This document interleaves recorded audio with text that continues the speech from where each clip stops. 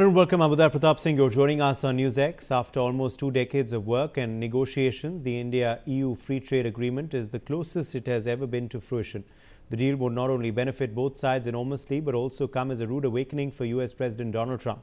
European Commission President Ursula von der Leyen and the President of the European Council, Antonio Costa, will be in India from the 25th of January to the 27th of January as Republic Day chief guests and hold summit talks with Prime Minister Modi. This would mark a major milestone in India's trade diplomacy and deepen economic ties with one of the world's largest trading blocs, once signed and ratified by the European Parliament, a process that could take at least a year. The agreement is expected to significantly expand bilateral trade. It could provide a timely boost to Indian exports too, such as textiles and jewelry, which have been hit hard by the 50% US tariff since late August. For India, it gains access to a large stable market across 27 EU nations, boosting exports in sectors like pharmaceuticals, engineering goods, automotive components as well. Electronics opens up an alternative market for Indian labor-intensive industries hit by US tariffs like textiles, jewelry, leather goods and more, to also make them more competitive. For the EU, the deal supports supply chain diversification, reduces reliance on China and opens doors to India's fast-growing $4.2 trillion economy. The EU is amongst India's top trading partners alongside the US and China, with total goods and services trade exceeding $190 billion in 2024-2025. The rapid progress towards concluding the India-EU FTA is a result of renewed political will, sustained high-level engagement and changing global geopolitics. The shared challenge of China was also a significant factor in the negotiations between both sides. Both India and the EU already share a strong commercial relationship, with bilateral trade valued at $135 billion in financial year 24. In the longer run, it will be a win-win for everyone, clearly. Ambassador Bhashpati Mukherjee, former diplomat, is joining us on the broadcast. Dr. Sharat Kohli, senior economist, joins us live. Madhav Nalapat, editorial director of the Sunday Guardian, is with us as well. Madhav Nalapat, let me make a start with you first. How close are we to signing this deal with the EU? Do you believe it could happen at this crucial EU summit on the 27th of January, a day after Republic Day, in which, of course, these top EU officials are the chief guests?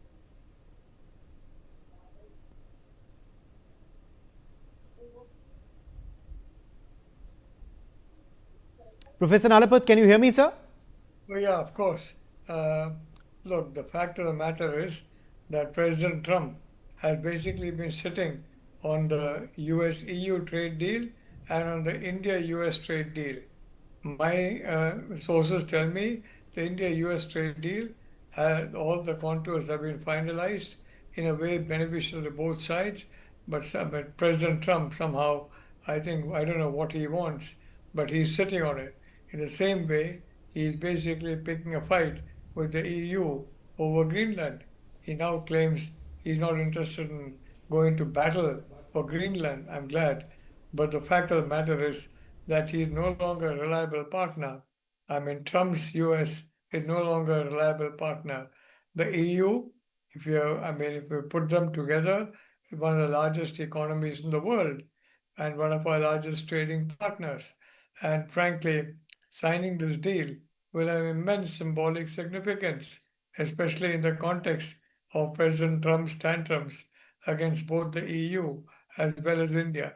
Both sides can gain, and I'm sure Commerce Minister Piyush Goyal, under the guidance of Prime Minister Narendra Modi, will be making sure that the give and take process, that we don't give more than we take back, that we have an equal share of giving and an equal share of taking, and that a fair trade deal is signed. Before Prime Minister Modi came to office, numerous trade deals were signed that were very one-sided and that harmed the interests of India. That shouldn't be allowed to happen, and I'm sure it won't happen. So I would say, Uday, that this is a very welcome development, and it's a sign to the United States, it's a sign to the White House that India is not alone, the EU is not alone. We have very powerful partners, and including the EU, and it's a very welcome development. Thank you, Uday.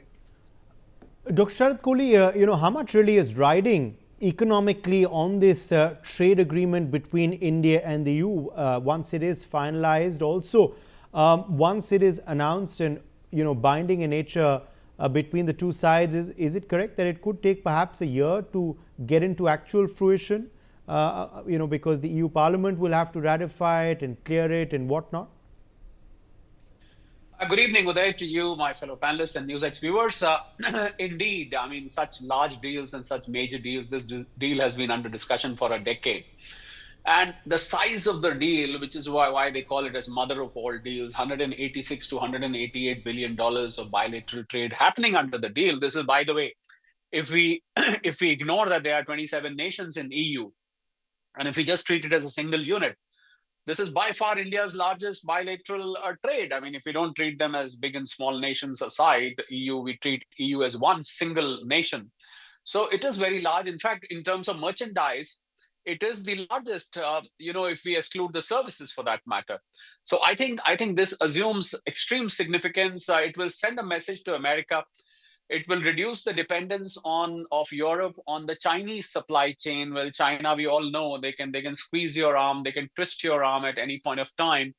So this will provide Europe an alternate, and Europe's export beverages and automobiles. Those are the two items which I feel you will see a lot more Mercedes, Audis, and BMWs moving around in India, and the prices for the people who are fond of these fancy cars, they will find that the prices will go down because the duty structure right now varies from 3% to 15%, and it can be higher for imported automobiles if it's coming as a CBU. But of course, the components will get cheaper. The champagne lovers can look forward to a lot more foreign-made liquor coming to India, and a lot of other beverages. And Europe does manufacture things here and there, which you will find more on Indian shelves. And as for India, I think it's a win-win situation. Well, textiles, leather, footwear, gems and jewelry, pharmaceuticals, engineering goods, marine products. There have been some roadblocks in the India-EU trade deal over the agriculture, but I think that controversy has been resolved. That is one of the reasons why the deal was stuck. Well, the American president, Donald Tariff, did not agree to red line on the agri products. The red line was not respected, which is why the deal is in abeyance as of now, or the deal is pending as of now. But the Europeans understood that we are primarily an agri-driven economy. We are the food basket of the world. We cannot allow genetically modified crops. We cannot allow non-vegetarian fodder to be served here. We cannot allow non-veg fed cattle, dairy products to be moving around in India. India is amongst the top 3 dairy producers in the world. So we don't really need to compromise on that. And I think this is how a deal works. I hope President Trump is listening to this show, because you agree to something, I agree to something, I don't agree to something, you don't agree to something, and finally we reach a compromise. That is how it happens. And finally, I think the deal is going to see the light of the day on 27th of January, hopefully, fingers crossed. I think it is indeed a mother of all deals. This will realign the global supply chain system overall. And I think US is going to find itself alienated after what President Trump is doing on Greenland. One day he says, I will not use force. The other day he says, I need full access. I've had a meeting with the Secretary General of NATO. We've already seen NATO ruptured now. I think NATO, as per me, only exists on papers. If you take out America, NATO is still there. But I don't know what pressure, who's friend of America, nobody knows. Who wants to get along with America, nobody knows. At Davos, he called the Board of Peace meeting all of a sudden, and major countries boycotted that deal. I mean, you had some chota mota, as we call it, in chota mota countries participating in Board of Peace. And he was so happy on the dais. He's trying to create an alternate platform from UN. I think these tactics, the bullying tactics, alienating tactics, the tactics to isolate yourself, are not going to work, because I think the days of 18th and 19th century of the colonial era, I think President Trump has forgotten that's over now. You can't just suddenly go and take over a country and, say that I want this, and you be my slaves, and you be my yes men, whatever I say, you'll have to agree. I think those days are over long, long ago. And even UK, the biggest ally of US, UK used to stand like this at all times. My bap, whatever you say, I'm fine. And I was surprised when UK was humiliated on Diego Garcia. UK has been humiliated on so many other fronts. He's been passing on nasty comments again. I think the self-respect in the EU nations has suddenly arisen. And I'm so glad that they're standing up with a spine. Earlier I used to find them missing. And the good thing which President Trump has done is that these FTA deals, Uday, they are coming up thick and fast. What was pending for years, suddenly, everybody feels we should go into a huddle and just do the deals quickly. So I think this is a good thing which President Trump is doing. He's uniting the world On this between India-EU themselves. deal, what is the potential in this agreement? How long has it actually been, between the two sides in reaching this agreement? Does the timing, of course, also show us that perhaps it's happening at a faster pace now because of this global reset and reshift? And what does it really mean for India-EU relations going forward? Ambassador Mukherjee.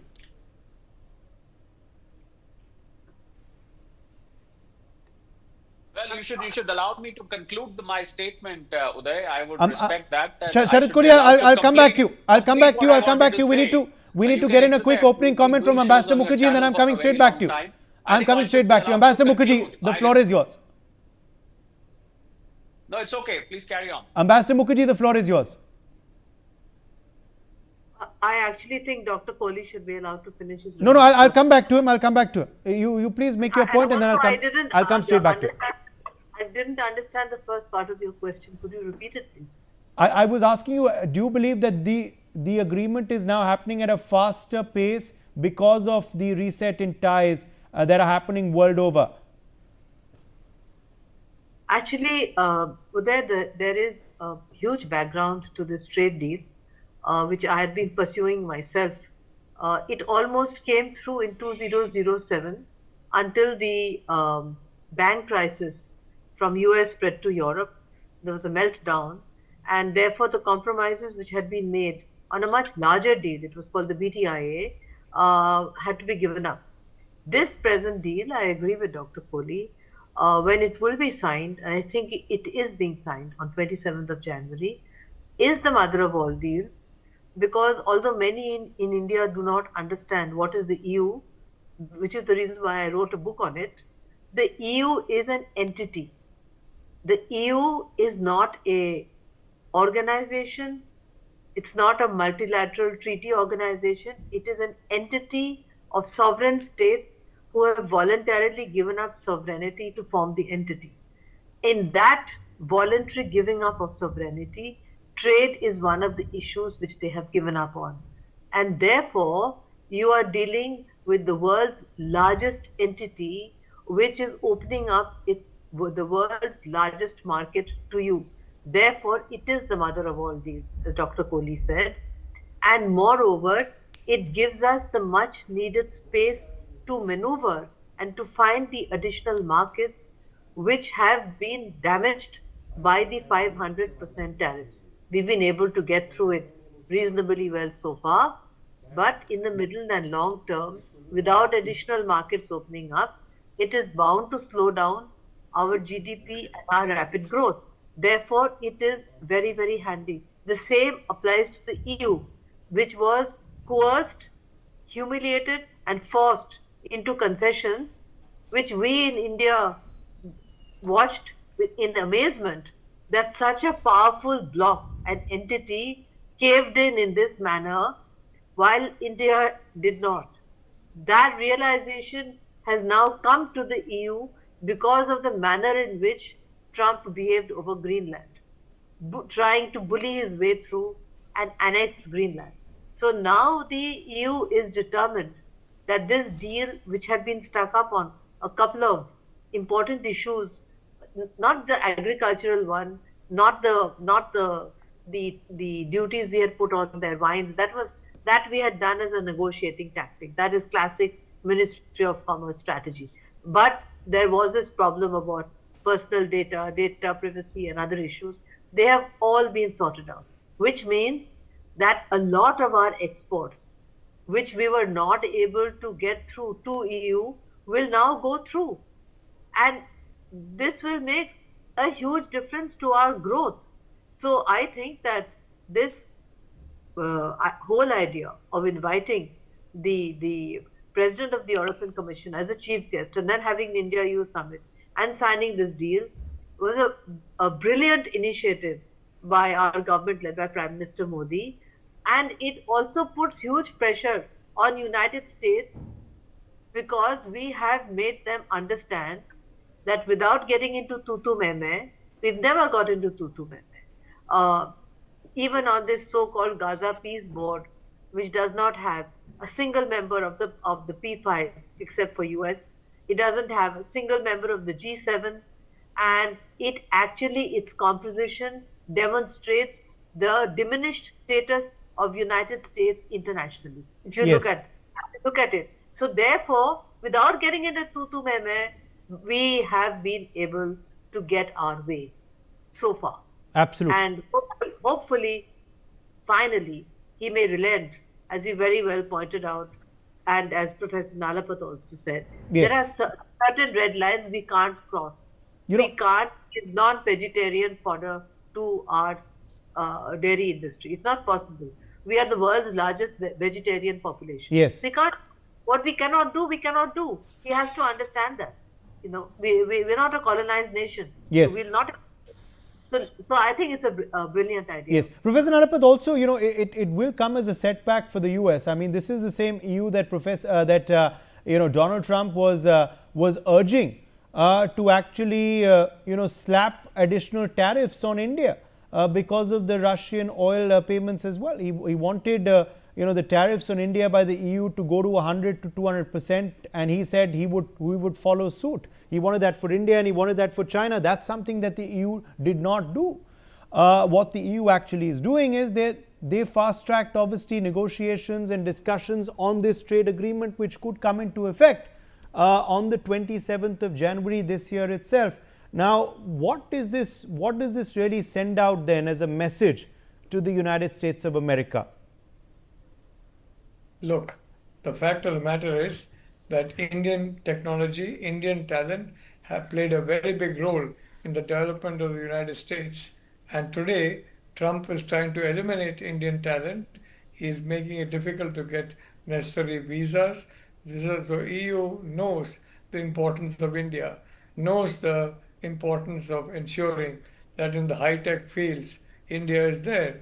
And I can tell you, India will not be there just as a buyer. India will also be a supplier, and the EU will benefit like the US has benefited, because the reality of the situation is India is also maturing, and India is also maturing in science and technology, and even in tech, co-producing with India, you will create much better tech, and I think you'll be in a position to challenge China, which frankly is now challenging the United States. So I think overall, India has got a lot to contribute. The EU has got a lot to contribute. And as I said, the symbolism of this is something that cannot be understated or underestimated. I mean, the country which is soon going to be the world's third largest economy is now signing a free trade agreement, a foreign trade agreement also, which is really very helpful to both sides. And I'm quite certain that as a consequence of this, our economy will grow, the EU economies will grow, and there's a lot of ways in which India can help the EU, and as India has helped the United States, and I think the EU understands that. For example, countries like Germany are welcoming Indian minds, Okay. including Indians. So I feel more European countries will do the same, and I think that's a very welcome development, Uday. Yes. Now, if you talk about the industries, Dr. Sharad Kohli, that stand to benefit directly from this agreement, would they be textiles, jewelry, leather?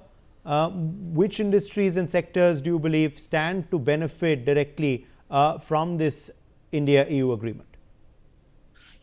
Well, I feel all the three that you named, leather and footwear, textiles, gems and jewelry, pharmaceuticals, engineering goods, a lot of electronics that India is manufacturing, whether it's mobile phones or other equipment, agri products may be very selective, marine products, the blue economy, as we call it. Another very important sector, a point which we missed out because I wasn't allowed to finish earlier, was it is going to help the immigration workers people, talent from India to go and work there. And education. Well, we should not forget that US has also tried to hit our immigration by those silly H-1B modifications. Little does he know that his own industry is against him because they're not going to find talent now. Unfortunately, US does not have that talent which can substitute H-1B immigrants from India. And the education, the universities which are now trying to put restrictions on the Indian students, they're going to find now newer universities and education institutions to go and study there. So there's going to be multiple sectors, but for any FTA deal of this size to fructify and to convert and get down to the ground, it does take some time because I think we need to work out the mathematics. What is the cost? How much is the benefit coming? Then there's a quality check done, and there are some formalities, and of course ratification from the EU Parliament is definitely needed. So European Union, as Ambassador Mukherjee rightly said, it is a single unit, but within themselves they've got their own respective parliaments as well, and there could be one of the nations might say that we just need to think over what product we need and whether our economy is being affected and so on and so forth. Although I'm sure they are unified, even if they were not unified until now, they should thank President Trump that they are all. I feel EU is much more bound now. It is very strongly united. It may have some fissures earlier. I think as I said, the good thing President Trump has done is to remove those fissures, and the world is huddling together. And I think we are nearing a time when President Trump is going to find himself as a very lonely person out there across Atlantic. And I'm not sure what is he going to do then, because when he finds that all the friends have become foes in a very short period of time, how is he going to deal with the world? Because then bullying is not going to work. He will find the whole world has come together. His board of peace, the BP as they call it, is going to raise his blood pressure instead of board of peace. So that BP is going to convert to blood pressure for Donald Trump over a period of time. And he wants to obviate United Nations. Obviously, the United Nations doesn't carry too much of importance anyway. But whatever is left out of United Nations, he wants to decimate it by creating a parallel organization, Uday. Okay.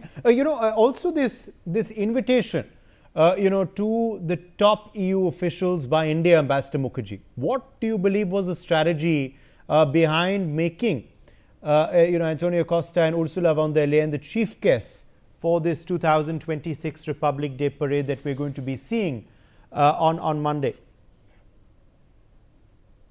I was Joint Secretary Europe West in June 2000 when we held the first India-EU summit under Prime Minister Vajpayee in Portugal, under the Portuguese presidency. And the Prime Minister of Portugal at that time was the former Secretary General of NATO later on. At that time, it was agreed that there would be annual summits. And then somehow, over a period of time, particularly in the last decade, they slipped. And instead of annual summits, they started becoming, after a couple of years, after 2-3 years, also reflecting the ambivalence on the part of EU towards India, and the ambivalence of India towards EU, because we thought United States was much more important for us. That is the real reason why it slipped. Now, as Dr. Sharad Kohli says, thanks to President Trump, both sides have realized that was a huge strategic error. And in order to make up for it, annual summits are going to be held. There is going to be an annual summit after our Republic Day.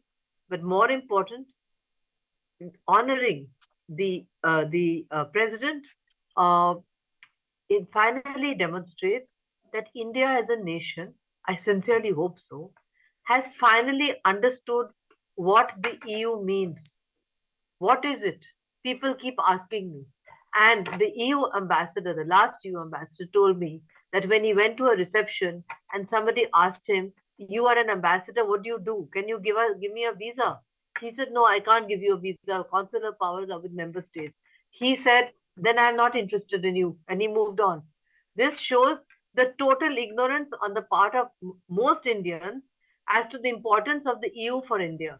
I think that even more than the trade deal, if it helps Indians, especially through such discussions as on your channel, Uday, to understand that the European Union is the most powerful entity consisting earlier of 2 nuclear weapon states, now of 1 nuclear weapon state, but with a huge amount of force in trade, soft power, and they're going to catch up on hard power. They're determined on that now. Okay. And this is going to make a super alternative partner for India in case Trump keeps on rampaging and raging. And but there was some hope, because 2 days ago, Uday, he said, Prime Minister Modi is my very good friend and I'm looking forward to a very good trade deal. I Yes. wrote it down carefully with the time and the date. So far, he hasn't contradicted that statement. That's 48 hours. That's quite a record, Uday. So let's Okay. hope that after this one, Okay. we'll be to the American one. Thank you. Okay. Yes, we will be discussing that, the way forward for the India-US ties on a separate discussion today itself on NewsX. So we will be picking that up today. But for the time being, we've run out of time. My thanks to all of our guests for joining us on this very astute and enriching discussion on something that we're going to be keeping an eye out for this coming week, of course, between India and the European Union. Let's slip into a break.